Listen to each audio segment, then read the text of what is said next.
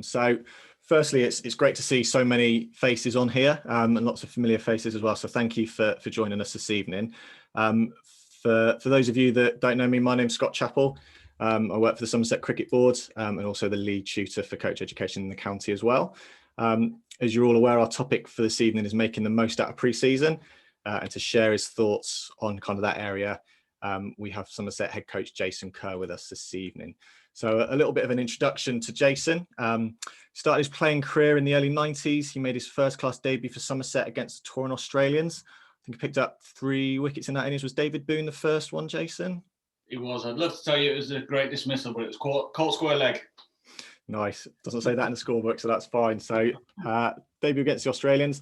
Spent 10 years playing for Somerset before moving to Derbyshire for a couple of seasons before retiring due to a shoulder injury. During his playing career, he played in more than 170 first class and list A games, scoring the best part of 2,500 runs and taking over 250 wickets. After retiring, he was director of cricket at Bridgewater before joining the academy or becoming the academy director and second team coach at Somerset in 2006. In 2013, he was promoted to the first 11 bowling coach. And then in October 2017, he was appointed the Somerset head coach. In his first season as head coach, Somerset made it to T20 finals day and finished runners up in the county championship, which was a huge turnaround, having narrowly avoided relegation the previous year. In 2019, it saw the team kind of cement themselves as one of the best around by finishing runners up in the county championship and winning the Royal London One Day Cup, bringing silverware back to Taunton for the first time in 14 years. And last season also saw the team narrowly miss out on the Bob Willis Trophy as well. So Jason, firstly, thank you for joining us this evening. How's lockdown treating you? I'm incredibly fortunate, I guess, the fact that I've been able to go to work. We're still training and have done pretty much all of it. Obviously, we managed to play last year. And then through lockdown, we've managed to train. So I've managed to get out of the house as opposed to my daughter. So it's been good. Brilliant. And I guess a very different pre-season from normal as well, which we'll touch on a little bit later. Before we start, I think it's worth mentioning the real wide range of coaches we've got on the webinar tonight, whether it's from different counties, different environments, so club coaches, school, district, county, all of which work with different age groups all the way from kind of under 8s through to adults across boys and girls as well. All of which I'm sure will have very different looking pre-seasons.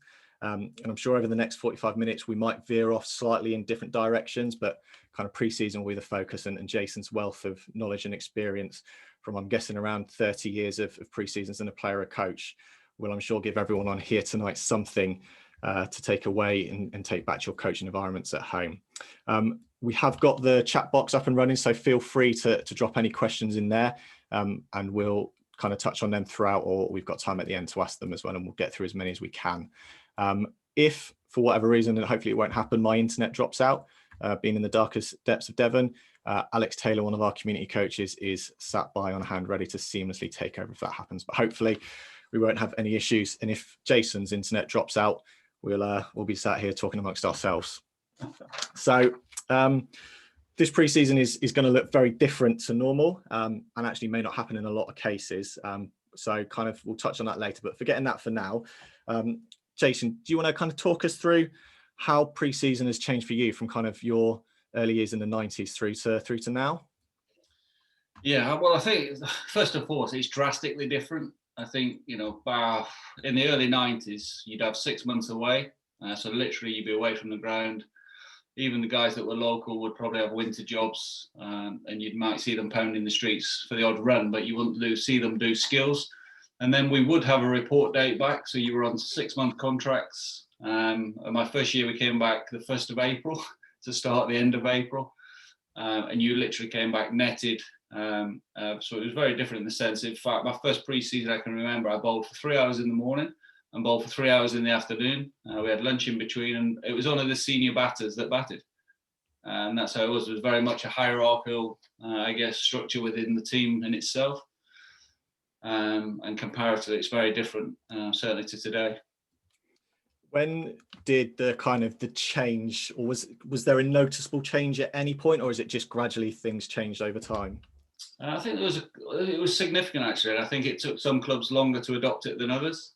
But certainly at Somerset, and there was a period just before Dermot Reeve arrived as head coach, where we started to train. There was a lot of talk about 12-month contracts. Andy Hurry, who's the director of cricket now, was the fitness coach at the time.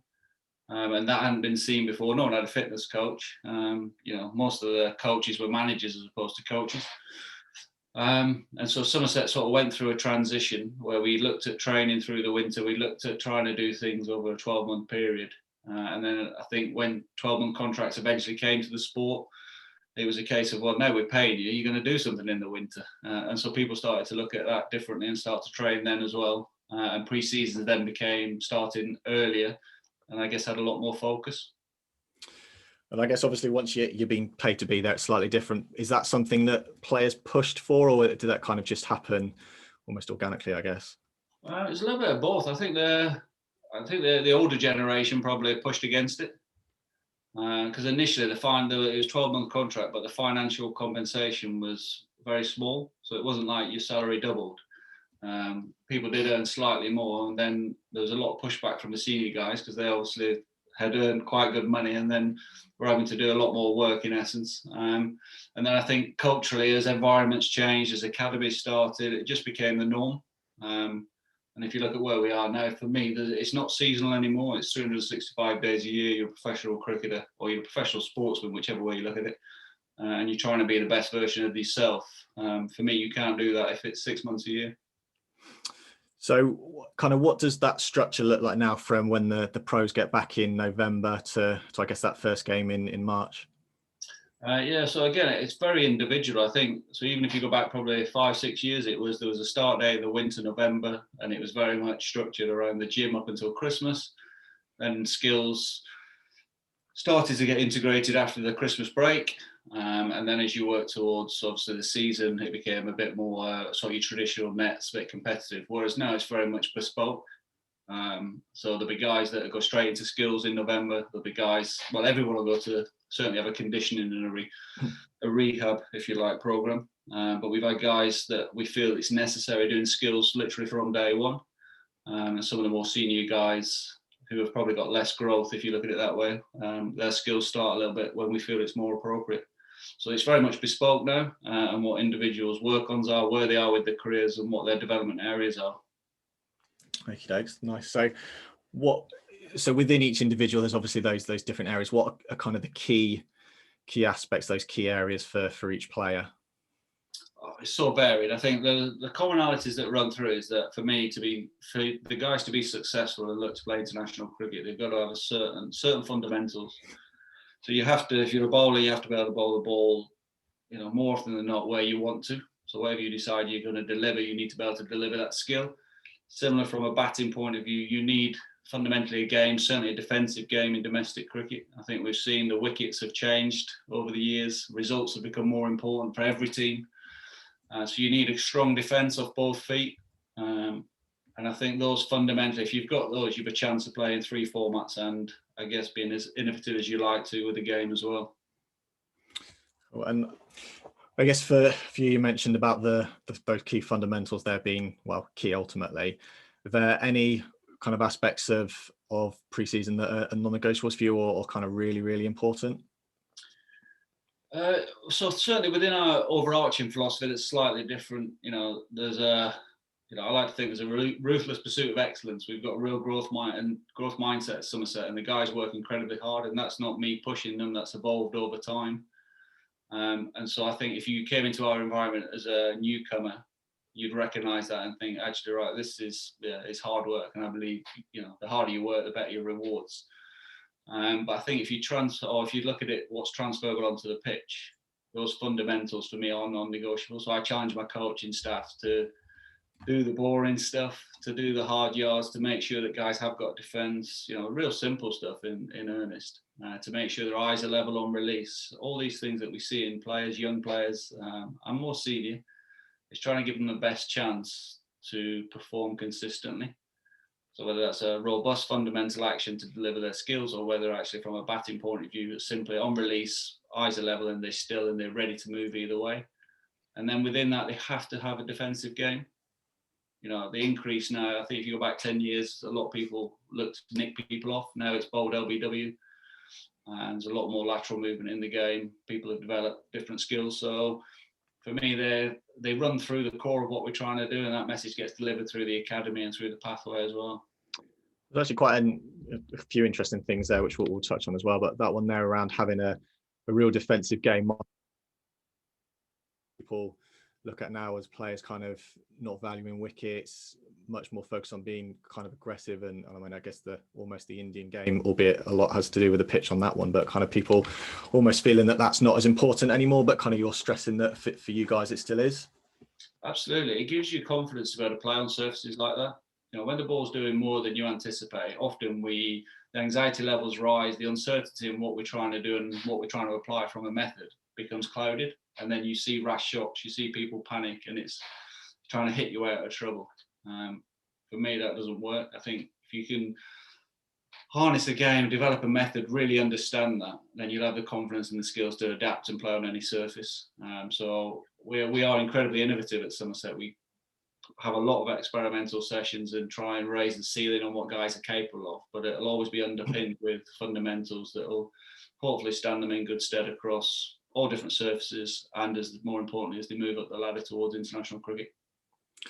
Brilliant. And so those kind of, you mentioned there the experimental sessions, are they kind of planned in? Do they kind of just happen when it's almost in the lead up to whether it's T20 games or one-day games? How do they kind of come about? It's very much planned in. So the winter, every year I'll sit down and review. And you know, T20 cricket was poor for us last year, certainly for the standards and expectations that we have.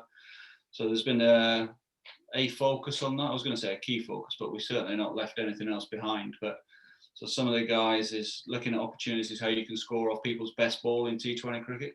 So actually not the balls where people miss and it's in the slot and it disappears out of the park, but actually how do you do that to the good balls? What does that look like? And trying to curb people's instincts and get them to think a lot clearer and understand the shapes they need to create to access certain areas within the ground. So we've had some real fun with that, and it's incredibly difficult as well to start with. You get a little bit of pushback from the players because they want to be perfect in practice, and that's not attainable. So it's reminding them to be innovative, to actually practice ugly, to make sure that the games can expand. Oh, and I guess what you kind of just touched on there on having the pushback from players and then wanting to be perfect, to what you mentioned a second ago around kind of growth mindset. So for those who may not have heard around growth mindset or kind of read Carol Dweck, give us explain a little bit more around growth mindset and what that looks like for you and for the players. Well, there's a couple of things for me. I think, so I might digress slightly, Scott, because this is a bugbear of mine, but I think we're very English in our practice. And if we'll have all experienced this, I'm sure, where you'll work one-to-one with a player and you'll go down and they may have hit a few half volleys or whatever it is, and you'll go down and say, how's things going? And straight away they go, oh, fell over, didn't do this, and it's really negative. And we're trying to flip that, you know. So it's actually, right, tell me what you did brilliantly. And it may not be the execution, it may be that they watched the ball brilliantly or the head stayed still, or it can be really simple things. But it's trying to get them to understand that actually, for me, I don't believe in failure. I believe in actually being innovative, being experimental, and actually you have to make mistakes. And I would encourage all young players that they're very hard on themselves, and they all obviously all want to perform, they all want to do well the whole time, and that's not possible. The game tells us that. We put Steve Smith, Kohli, we put these guys on a pedestal, and they perform half the time. You know, so quite a lot of the time you have that emotional baggage where you're walking off the field disappointed, frustrated, looking for someone to blame or the surface. And, you know, and if you're in that environment the whole time, that can be incredibly damaging mentally. And so for young players, it'll always be about actually what do they do really well?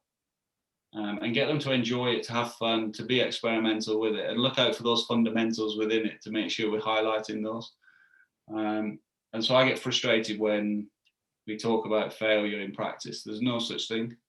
The mistakes that we make in practice, the balls that we don't hit particularly well, where we don't move well, it's just learnings. It's create more of awareness and understanding of how can I actually work towards being better at this. And that's the thing where I try and deliver that, to get excited about that as a young player, because they come into our environment and they may transition through the academy and they want to make an impression. And I understand that some of us have been on that journey. So I have to take that pressure away, make them feel at home, because we want them playing cricket like the kids when you're young and you're playing with your mates in the park, and all you do is watch the ball and hit it. You don't think about how you move to it, you just hit it and you run and you have some fun. And if we can get I guess, talented players into that state mentally. That's really exciting. I digressed a bit there, Scott.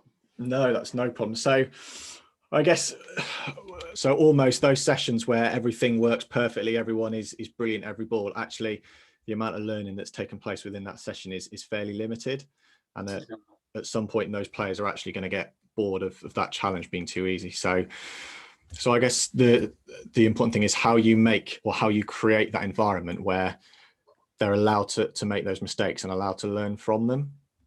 So is there any kind of tips for, with that in a club environment where you've got a lot of, kids who potentially could be quite fragile? Yeah, I think the advantage I've got is I've got a group of people for a long time, well, until I get the boot anyway. And it's about creating a safe environment. So what I mean by that, it's about relationships. It's about time as a coach, spending time with that player. People talk about coaches understanding their players. As young players, you don't have to understand the whole background, but you need a connection. And they have to understand that connection with me is them understanding that you're there to help them get better. I think often young players see the coach as a bit of a threat to go, you're not doing this well, you're not doing this well. I think if you can get the message across and they understand that actually all you're there to do is help, to support them on their journey, whatever level they're playing at. I think if you get that connection, you get that relationship, that creates a safe environment there for them to actually try. And in earnest, they've got the trust, which is important.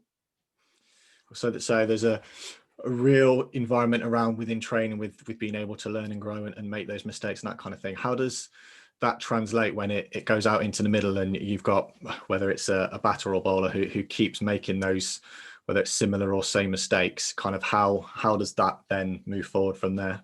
So there's two things on that for me. So if a Somerset player went out and ran down the wicket, championship game, tried to hit the first ball over the Marcus Trescothick Pavilion, stumps everywhere, he'd be quite annoyed and he'd know about it.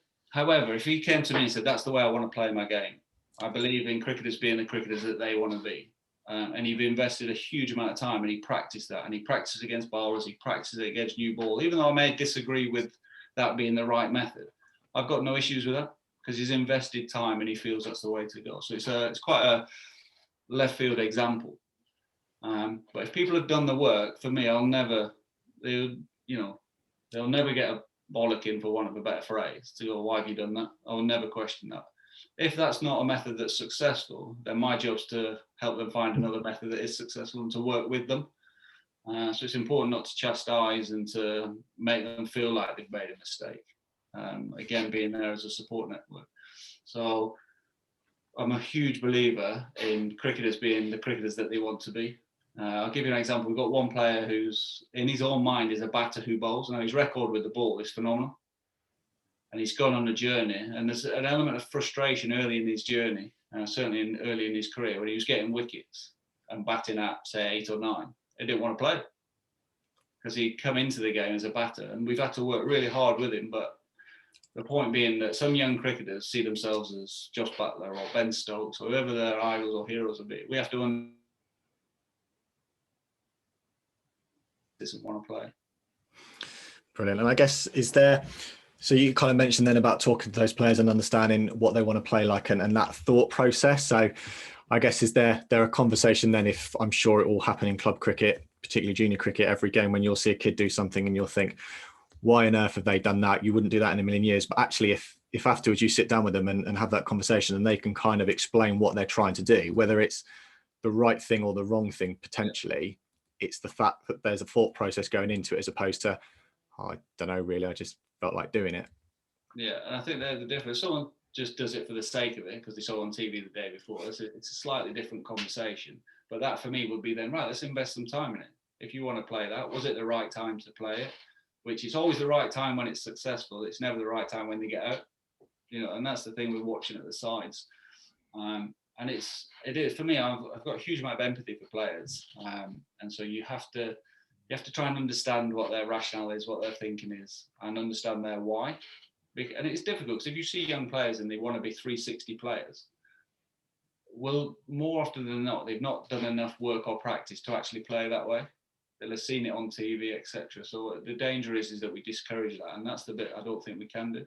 It's trying to find ways to invest time, and then within that, for me, the core fundamentals is pick those out, highlight those to go, actually, this is what, depending how far they go, will allow them to be consistent. Because whether they're playing age group cricket or local league cricket, the third team, we all want to perform. And what's going to be consistent, and it's all relative, but they want to perform week in, week out. And it's trying to understand what's going to help them to do that.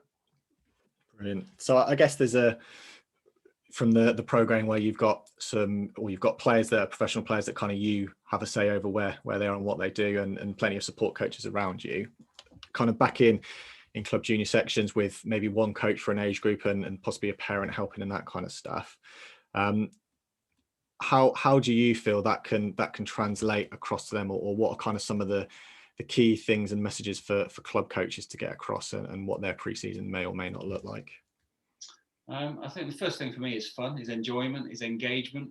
And I talk a lot about this, where I think, sometimes you see sessions and you think people aren't engaged. I would ask those questions, is, how do we ensure that young players are enjoying themselves? If they're enjoying themselves, they're far more engaged. And then if they're engaged, they've got more chance of learning what you're trying to teach or what you're trying to support with them. And some things in cricket can be boring. So if if you're doing defensive work with a young player, he's not finding that exciting. And again, so the language we use into that to frame it, to go, actually, right, this will allow you to do X, Y, and Z, I think is really important. And remember, for me, it's always about the player. And that can be hard sometimes, especially when you're like a young coach and you want to make an impression and you want to have an impact on people. So the intentions are always good. But I'd always ask myself, right, actually, what's the needs for this player? Brilliant. And kind of touching on the needs of players, how much ownership do players get of the pre-season, and what goes into their sessions? Huge amount, and this is where we have to be a little bit creative. So we have quite a formal appraisal system, and which I tinkered with a little bit. But I'll always stress, and this is where I guess it's slightly different. It's their journey. Often young players come through the academy or come at a young age and they feel they've made it. They get to the top of one ladder, and I think it's important to remember it's their journey. We're passing through with custodians for a while, but we're just passing through the club. And I think, so I'll go, look, where do you feel you need to get better? Where do you feel so if it's a young player that's not in the first team, where do you need to feel? What do you need to do to get there? And then what's it like when you get there? How are you going to be consistent and retain your place? And if they're miles off, if they're saying something that's completely either contradictory or is miles away from where I see them in the side, then it's another conversation. It's not often that happens. You might have Don Best saying he wants to open the bat and open the ball in and feel for a slip. But so very rarely are you too far away, and then you actually steer them in essence to go, actually, right, this is your, say, 70-80% of ownership, and we need you to do X, Y, Z to fulfill some roles. But for me, it's about painting a picture for them where they can see themselves going in the future. So there's that kind of that overall arching kind of philosophy and structure around that. What does that look like from a week-to-week basis? So Monday morning, Tom Abel turns up for training. Yeah. Does he know what he's already doing? Is he waiting for the coach to tell him? Is it kind of, what does that look like? So we have both. So this year we've done it slightly differently because we've been back, and this year's been unique because of COVID. So the intensity of the way they practice this year has gone off the charts. It's ridiculous. And I think it's because from a working point of view, it's their only purpose in their life. So they're in and they're out. They've got an opportunity to train, and then they have to leave the ground. So they've been brilliant. But so a lot of it is structured.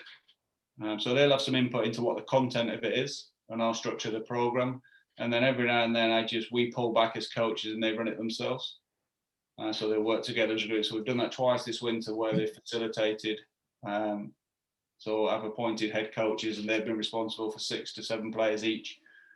And then they've had a certain amount of time in the hall and with the gym, etc. So even the S&C just sits there and observes to make sure they don't do anything someone thinks they're going to lift 400 kgs or something. So we have to make sure they were safe. So we give them quite a bit of ownership like that, and we'll continue to do that because I think they're a youngish side that are now evolving and becoming, very experienced. So I'm not sure that many club teams for under 11s or under 13s will have the opportunity to sit down with individual players to have that kind of formal present. So how for a club coach could that player ownership, what could that look like? So I think, so for me, like, I massively believe that every team should have an identity. So what does that look like? So if you've got 12, 15 under 13s, you could sit with them at 2 meters apart, obviously. But you can sit with them and have a conversation around what do they want to look like. So they could be the best fielding side in the team, something they can control. So we're going to be attentive. We're not going to do TikTok dances halfway through the game. We're going to try and concentrate for every ball and create an identity, something, a common goal, because that's all it is. Our goal is to win the championship, to win trophies. We've got a common goal. Similar with a group of 13-year-olds is create an identity. Because we know they're not going to be consistent. The kids, they're going to do stupid things, and we just calamitous runouts, all that kind of stuff we're going to see. And some of the things that are easy to control is more from an attitudinal point of view. Definitely, and I guess there's that ownership of allowing players to, or to having those conversations around them of what do they want to be like as a team, what do they want to be known as that kind of stuff, and then that, I guess, that ownership within individual sessions of actually this is our plan for today, this is our, whether it's scenario work or whatever it might be, or you guys set the scenario, what is the aim for today, and actually then they go and work out what they're going to do, and you're there to support them through it. I guess, so almost throwing it to them, seeing what happens, and then being there to support and either praise, pick up the pieces, whatever it might be. Yeah, because you can do it. Like, if you like, hindsight's a wonderful thing, and I did a lot of one-to-one coaching when I first retired from playing, and I'd have been rubbish at it looking back. Whereas now I go in and actually, even within that hour, I might go, right, I can see potential in this, but I need him to do X, Y, and Z. Okay, so that's my part of the session that I want to try and get across. But I'm going to give him 20 minutes when he does want to be Josh Butler, where actually, you can do this. Kids love it in bombs, don't they? Or trying to hit it as far as they can, hit it as hard as they can. How often do we actually just encourage that? Where you go, right, you got 20 minutes, just hit it as hard as you can. The only thing I want you to do is make sure you watch the ball onto the bat. What does that look like? And so you give a little bit back as well. So actually, you're letting them do what they want, but there's still a structure to it, and there's still an opportunity for them to learn from it, as opposed to almost just having a free fall and leaving them to it. You can still help them through that. Brilliant. So you've kind of mentioned a bit earlier around having the kind of the fundamentals within place. I guess looking at other aspects around kind of the tactical side of the game, the mental and physical side of the game, how big a part does that play within pre-season as well? It's huge. There's no doubt. And I've listened to a couple of podcasts recently, really fascinating. But because one coach was talking about how they're all separate and you have to work individually, and another coach, Eddie Jones, was like, they're all intertwined. And I'm a massive believer. I'm a little bit with Eddie Jones. They all sort of work together. Certainly from a mental point of view. One of the things in cricket we talk about, we want independent thinking cricketers. How many times have we heard that over the years? Every coaching session, coaching seminar or whatever you've been to. But actually, what does that really look like? And so the mental side, the tactical side, it's so intertwined. Because actually how you think allows you to apply your skill. And then how you apply your skill, obviously, there's an impact with that. So we spend a lot of time on that. And it's done quite organically. I'm a massive believer. I don't sit and go, right, we're going to do this, this, this, and these are our pillars. And we're going to, I think, you have to drip feed your message in and make it feel like they're living those behaviors that every day. And so the tactical side and the mental side for me work hand in hand. And we spend a lot of time trying to dovetail the two, and not so much scenario based. It is more conversations while you're working with players, and actually, right, how does that apply? How does it transfer outside? What does that look like? And bring everything that way. I'm not a huge fan of, certainly at our level, the scenarios where you might go, right, you've got this field, you've got, with a bowling machine, you've got 24 to win. What does that look like? I'm always trying to relate it to real life experiences that have gone on in games before. So actually some conversations you can have with players whilst working on a specific aspect, whether it's pre-season, and actually talk to them and relate that back to the game about, I guess, the process they're going through, that thought process. And I guess then kind of going outside of pre-season, but within games, it's having that opportunity either to talk to players during the match, if you're waiting to bat, and you can have those conversations around what's going on in the field, decisions batters are making, to actually after the game, I suppose, reflect on one or two key aspects, and whether they're kind of really positive things, whether they're kind of learning points, to actually be able to drop that stuff in, rather than going, right, we're doing a tactical session today, everybody sit down, we're going to talk for an hour around every decision possible to make in a game. It's that constant drip feed through. Yeah, it is, because there's only so much they can retain from information, for me. And it's, if you've got live examples, they're so much more tangible. You know, like we've done stuff in the under school before, and then you end up arguing about where the field is, and you know, it digresses massively, because naturally people are competitive. Whereas for me, it's about trying to draw as much as you can from live games. It is harder, obviously, within sort of club cricket, or you may have had time through the winter, but having that opportunity to reflect, think about things, or even challenge them on their own experiences, however old they are, I think that's important. Brilliant. I guess there's from in club world, pre-seasons can look very different. From some clubs might be indoors for 10 weeks and then have a few weeks outdoors. Some clubs it might be 1 or 2 indoor sessions with a couple outdoors. For whether it's an 11s, a 12s, or 13s, however old they are, kind of what are some of the key things that those sessions would involve? We probably kind of touched on a little bit around the fundamentals. I guess almost more the makeup of sessions. Are they nets, skill based? Kind of what would they look like? I think, again, it's very individual, it depends on the organisation, but what we try and do is fit a bit of everything in. So my experience at club nets is, you know, you bat for 10 minutes, you bowl a few balls, you take a few catches. Whereas I'd go the other way, and actually associate time to what you think is important. So actually, right, you know, and it does require buy-in, but if you had a side that said, right, we've got 10 weeks, how are we using that 10 weeks? Well, actually, we're going to spend 2 weeks of it fielding. If you look back on last season, we dropped X amount of catches, and actually invest some time in having real purposeful practice. Whereas actually what my experience when I was young and when I played for Bridgie is the 10 weeks leading in, or the winter nets at Haygrove School, they're just getting the physical side of it ready. You're getting your body ready to bowl some overs, you get your eye, you're hitting a few balls. And if you've got a degree of ability, you'll be okay. But not a huge amount of development takes place in that time. So for me, it's about investing time in actually identifying what your priorities are, and then how much time you can allocate to that. And I think we're sometimes afraid that we have to tick every box. So actually, I'd assume you do that within combination with the players as well, actually focusing on some of the key areas that we feel we can develop, and almost putting a bit of a structure in place from the start. And I guess it comes back to you guys as well. How adaptable is your plan? Does that change weekly, daily, monthly? You know, is it kind of things that are set in stone and that's it, or is it something that is constantly being evaluated and reviewed? Yeah, it's very flexible. So we'll have a staff meeting every week. We'll review the week. What does it look like? Where certain players at? Are they ready to move on? So, because again, you've got Craig Overton, you know, outstanding performer, very repeatable action compared to Casey Aldridge, new on the staff, you know, finding his feet. He's very raw in what he's doing at the minute. So if it was structured and there's a rigidity to it, Casey wouldn't develop. So Casey's doing, you know, certainly he's working as hard as Craig, but he's working on very specific things to him, and will spend more time, as Craig is far more evolved cricketer. And as a team collectively, we recognise we were poor at the end of the innings in T20 cricket last year, so we spent a lot of time around that, looking at ways of improving that. Because again, that's where you get your buy-in from players, when they can see growth in what they're doing. And I guess that review for you is that kind of that end of week meeting. In club world, that might be in the car on the way home. It might be when allowed in the pub over a pint with the other coaches around, right, that didn't work. We're not going to get away with doing something similar next week. So how can we adapt and tweak that to what they need? Definitely.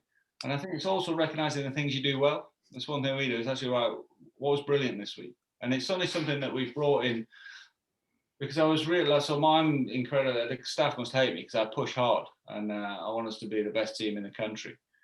By a country mile, I want us to operate differently. And so you're constantly pushing, asking questions, why? So it's important we don't lose sight of the positives. So when players or staff or people around you are doing brilliantly, it's making sure you spend time. Often when we reflect or we look for feedback, it's always negative. Whereas the feedback can be, actually, you know, practice now, it was unbelievable. If we do that again for the next few weeks, we're going to perform really well this summer. So don't lose sight of that as well. And how much input do those players have within those meetings or within that feedback? So obviously, you may think something was brilliant, something wasn't. The same as club coach might get in a car and think, well, that worked absolutely brilliantly, and I don't know what I was thinking, and that was horrendous. Do you like sort the player feedback as well? Yeah, definitely. I'm a huge believer, and so I will encourage. And it's taken time, and we're still not quite there now. But so within our inner sanctum, I'm constantly talking about having a transparent environment. So I want them to be completely honest. And so even if they come to me and go, "Our practice was absolute garbage today," I'm really comfortable with that and encourage them to do that. But I need the reasons why. Otherwise, we can't get better. If they just come and go, "Oh, Kerr, that was absolute garbage," and walk off, well, I am going to take that personally. If they come and go, "Actually, we didn't do this, it was just talking, the intensity of the practice was poor, the fielding, whatever it might be," then we can grow. And so I've been beating that drum for a long time. And some of the players are brilliant, and some of them still think, "Oh, he's going to leave me out if I say that." So, but we're getting there. We are getting there. Brilliant. So I guess there's that opportunity for any coach to be able to get that feedback from players and try and get it as specific as possible. And actually, whether it's an 11-year-old, a 15-year-old, or an adult playing senior cricket, they'll all be able to give you some sort of feedback at different levels that can all impact on what happens from then on. Definitely. I'd encourage coaches to be brave enough to ask. And that first answer will always probably with younger players, what they think you want to hear. And so you've got to keep digging. And again, that comes back to building that relationship where actually they feel safe enough to go, "Actually, Jace, that session was rubbish. I didn't enjoy it at all." "Okay, right. Why didn't you enjoy it?" That's healthy. Sometimes we don't like hearing it, but for me, that's incredibly healthy.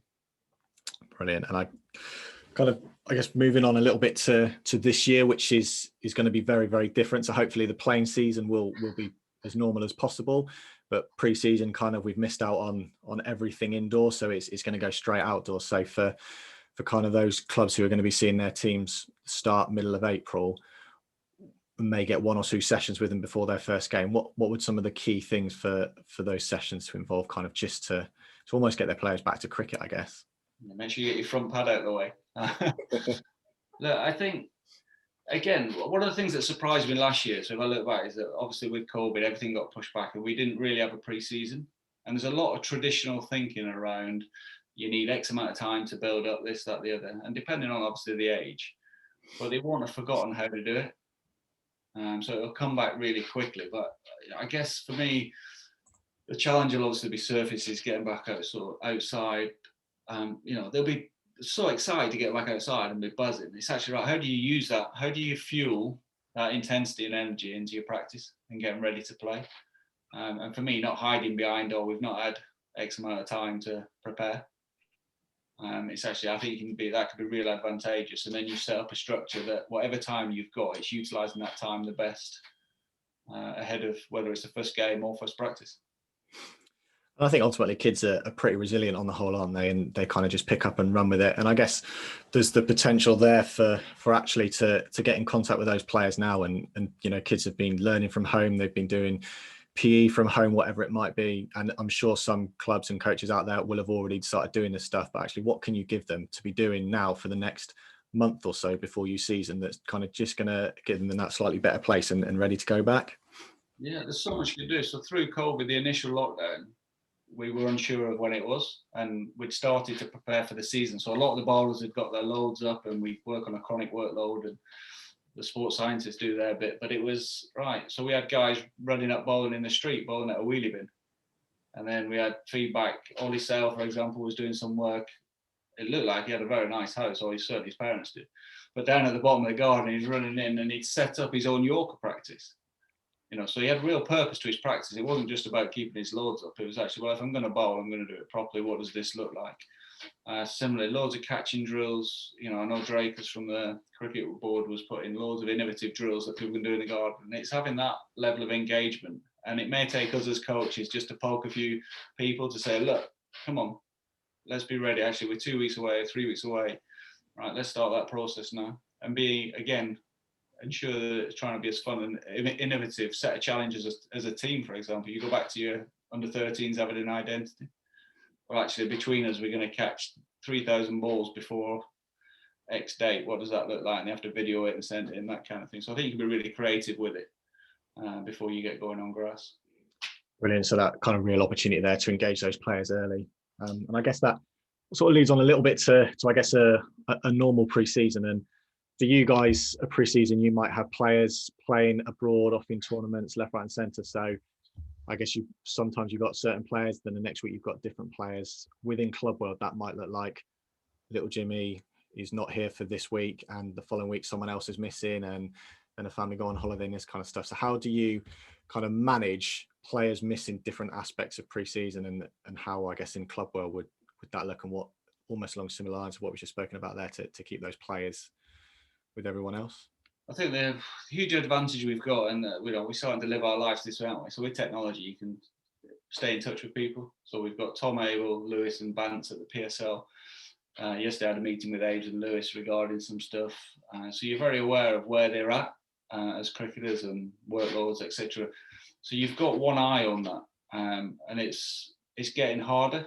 I'm a huge believer in what we're trying to do culturally, and you want everyone on the same page, and that's being challenged because people all over the world come back at different times. So you might have 10 people at Taunton that are on one page and a few others on another, and that may be from a physical point of view or a skill point of view. But what you can do is the communication side of it. That's a huge advantage we've got. It's really easy to keep in touch, and that's one way of building a relationship still, or keeping a relationship, should I say, and engaging with people. And I appreciate it's slightly different in club cricket, but I think if people are aware of what is happening, they feel far more involved, and because you'll have people away for lots of different reasons. Certainly, club cricket, my experience is people at the weddings or whatever it is, or drinking too much the night before and not turning up. Hopefully not too much in under 11s, but yeah, you never know. Well, I played at Bridgie, I'm saying nothing. No, definitely. So actually that continual communication, and if you know someone's missing a couple of weeks because they're away on holiday, actually, can you give them a heads up of, look, these are some of the things we're going to be doing, and these are some of the things that you can do on the beach, or in the bedroom at home, or in the garden, or wherever it might be. So keeping that dialogue open, I guess. We had a great example of that. So we had a young lad who was fortunate, managed to get away to Barbados for Christmas, one of the young lads on the academy, and he sent footage back of him doing that. It was very different to bowling here, that's for sure, but he was maintaining doing his work while he was away. Brilliant. Excellent. We'll kind of wrap up in a minute or two to send it over to everyone else to ask some questions. Are there any kind of must-dos or must-don'ts? Not quite great English, but yeah, kind of the big things to do or avoid that you can think of? Lots of what I think the thing with me is we want people, how much fun can people have? So we'll talk about hard work, discipline, fundamentals, all the things that we know we want to get into cricket, because it's an incredibly, or can be incredibly challenging sport. But for me, I'll go back to, remember that kid that we just love playing cricket?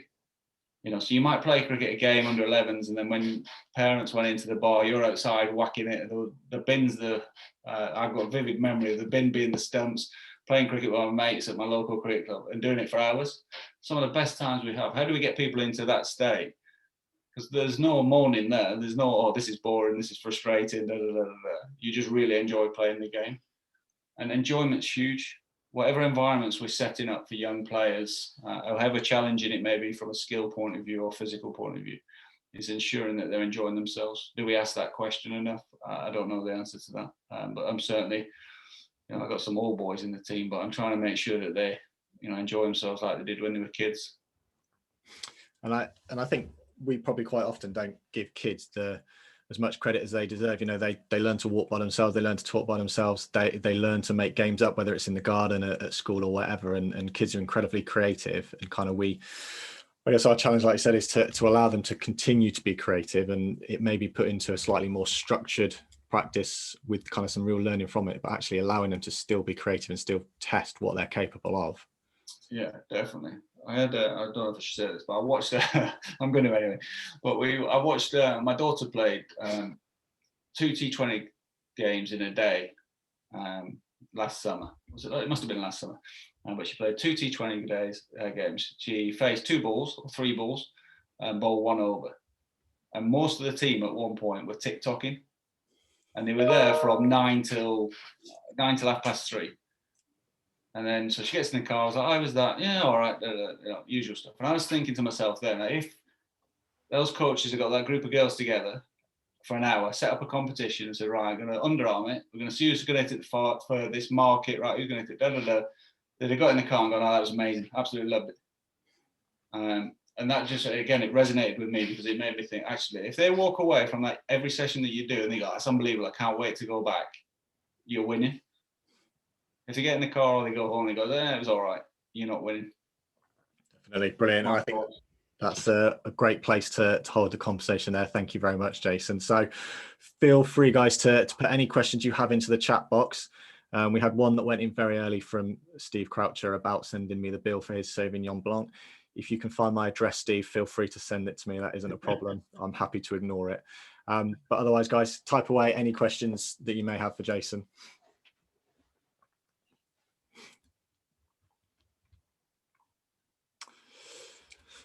So first one, Jace, how much video feedback do you use and how do you use it? So very individual. So we use it a lot, or we certainly record a lot, I'll put it that way. So again, I want to make the coaches accountable. So I want to I want to ensure that players are developing. So it's a great way of measuring that progress. But some players hate seeing themselves, which is, I won't name him, but we've got one guy who's on TV a lot and actually doesn't like looking at himself from a video analysis point of view. So I'd ask the questions again, get to know the player. Actually, most people want to see themselves. They love it. And obviously having that instant feedback and an opportunity to see what they've just done is brilliant. So we do use it a lot, but it's very much, again, bespoke, individual, and more so within the staff than the players. So I don't know, so from an academy point of view, it's probably a bit more engagement with the player. From a pro point of view, it becomes a little bit less as they progress. Brilliant. And I guess for David, who asked the question, there's obviously the permissions from parents and that kind of stuff around that. If it is kids, you're asking on that one as well, but certainly a place for it if it's kind of used in the right way. Brilliant. Next question. Scenario training sessions are fun. Kids love them, but at games they lose week in and week out. How do you kind of keep the momentum going and the spirits up? If you're winning, it's easy, obviously. If you're losing, I think it's coming back to reminding people why they're doing what they're doing, and not being too hard. I think, again, we're human beings, so the emotional side of cricket, I alluded to it earlier. You can win as a team and you can have a stinker, you can bag them, and emotionally you're on the floor. So for me, it's about real calmness in the environment, being real composed, and understand you can't win everything. I want to win every game that we set out to do. It's not reality. And so for me, I try and take a lot of pressure off the players and the team. And our win ratio has been very good, but at some point that will turn and we'll have a time where we go through a transition and it'll be different. And again, it's important that you're consistent through that. Do you have, obviously, ultimately, you guys are judged by winning and losing games. Do you have kind of challenges and things you want to achieve within each individual game? So actually, if the game may or may not go as you wanted it to, but actually, are there things that you can kind of tick off that did happen? Yeah, I think there's always successes, and it's trying to look for those. So I never speak to the team when we lose. When we win, I tend to go quite hard at them, which sounds stupid, but emotionally, no one likes losing, so they know they've lost. If they perform badly, they know they've performed badly. They don't need me to tell them or anyone else. Whereas when you win, emotionally, you're in different places. And again, it's ensuring that you recognise, because even when you win, there'll be people in the team that are feeling a bit blue or struggling or having bad seasons. So it's understanding that as well. And so whenever I'm talking to the team, I think I'm talking to individuals in my head, otherwise you lose sight of potentially one or two people in the room. Brilliant. So one from Daisy. When do you implement performance reflection periods into a player's development? During training sessions or separate bespoke sessions? Separate. I think it's slightly different because I think it's really important that you benchmark performance. So what is performance? So for someone early in their journey, it might be being consistent bowling maidens. I think within cricket, we always look for hundreds, 50s, fifers, and it's so much more than that. So for me, it'll always be afterwards. Cool. One from George, which I guess we touched on a little bit, especially this season with limited time at pre-season training. How would you recommend getting players ready for the season? So again, two things for me: enjoyment and volume. So again, having purpose to your practice rather than hitting for 10 minutes. If you've got 6-7 batters that are either nucleus of the side, make sure they hit the majority of the balls. And then actually you ensure everyone gets some time, contact time, because that's important. Everyone wants to feel valued.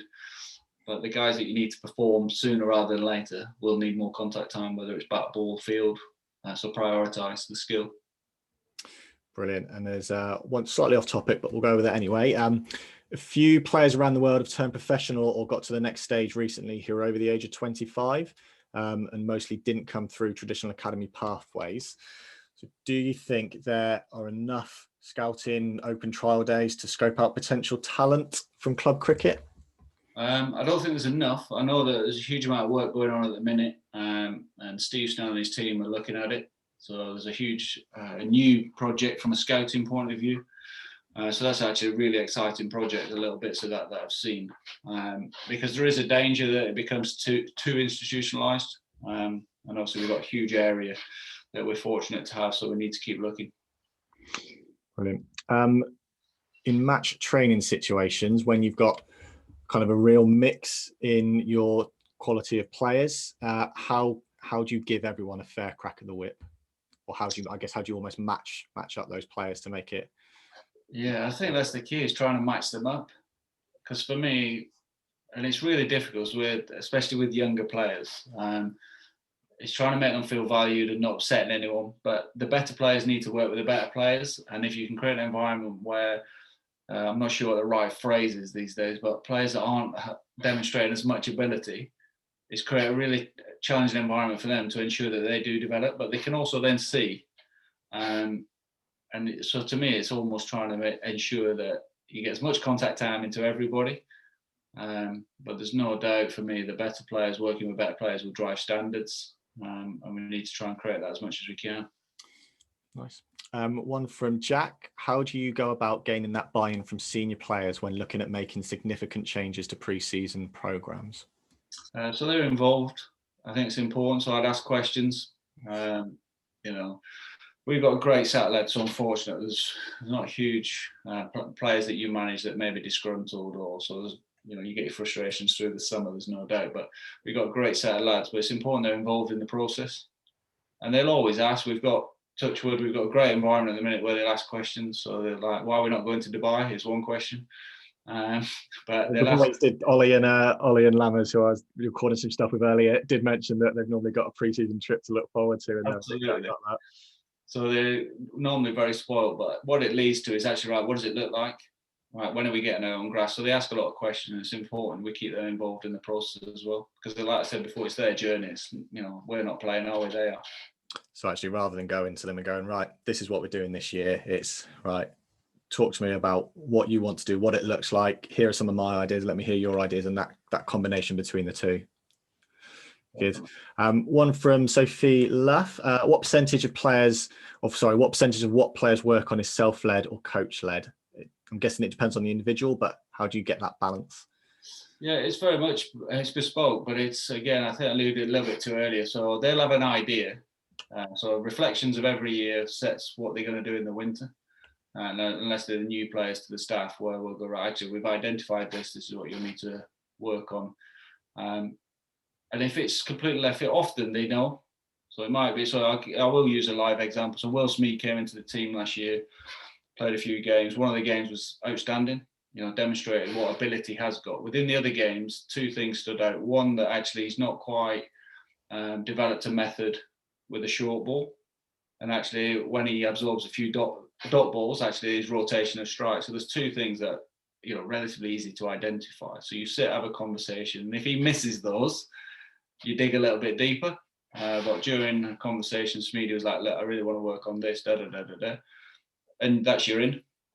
And then you start that process. And, the skill is to make it seem like it's their idea. Because again, they're responsible for their journey. So once you get into the coaching, I think it becomes a bit more, it's not coach-led, it's making sure that the coach gets the gains that you need to see. but that's me managing the coaches as opposed to the coach to the player. Brilliant. And a really good one from Daisy's just coming actually around. We've spoken a lot about the players, but actually one based around the coaches. So her question is, who is your mentor or coach that you turn to for advice and guidance for yourself? And I guess I'm going to just add something onto that, Daisy, and how important is that to you? It's huge. So I'm incredibly fortunate. I think, well, two things. The first thing is the same philosophy and environment applies to the staff. So I'm pushing the staff the whole time to get better. For me, they have to live the behaviours, have a growth mindset, and demonstrate what we want the players to see. So, Gandhi was the one, be the change you want to see. So for me, the coaches have to live those behaviours as well. So we're lucky we've got a brilliant set of coaches that are aspirational, want to get better. And what was the second point to that? From a mental point of view. Sorry, yeah. And for myself, so Andy Hurry and myself have got, from my side, you might have to ask him as well, but an outstanding relationship. He's obviously been a head coach at Somerset. We've gone back years. Andy was a fitness coach when I was playing. So we, as a soundboard, we work brilliantly together in that sense. I still think I'm currently looking for a mentor outside the game. So someone that's different, diverse from the environment, probably doesn't understand cricket. So that's something that I'm working on at the minute, because it's important that, my job's to help people and get better, but I can't lose sight of making sure that I do that myself as well. Brilliant. Thank you, Jason. We'll it's 8:30, so we'll end there. Just kind of one final question before we let everyone go. If you could give one piece of advice for coaches for them to take back to their clubs or junior sections around pre-season, what would it be? I'm massive on this. I'm gonna dovetail it into two, which is cheating, Scott, but it's about enjoyment. So what does that look like? So I'd always ask myself the question, if a player isn't engaged, I would never look at the player, I'd always look at myself. So I'd ask myself the question, actually, why didn't they find that fun? Why weren't they engaged? But actually, because what their fundamentals is, the practice, the skill, the gains that you want to get, you've got that in there. It's actually, how do you create an environment where they enjoy developing? Our job as coaches is to help people and help them get better, help them with whatever it might be. How do we do that? And actually, ask myself the question. If they're not engaged, why not? It's asking me, not them. Brilliant. Jason, thank you very much for this evening. Thank you everyone for tuning in. I'm not sure what you do on Zooms with round of applause and that kind of stuff, but thank you very much for giving up your time this evening. And I guess from everyone, it's a good luck for the season, and let's bring some more silverware back to Taunton. Definitely. Thanks, Scott. Appreciate that. Thanks, everybody.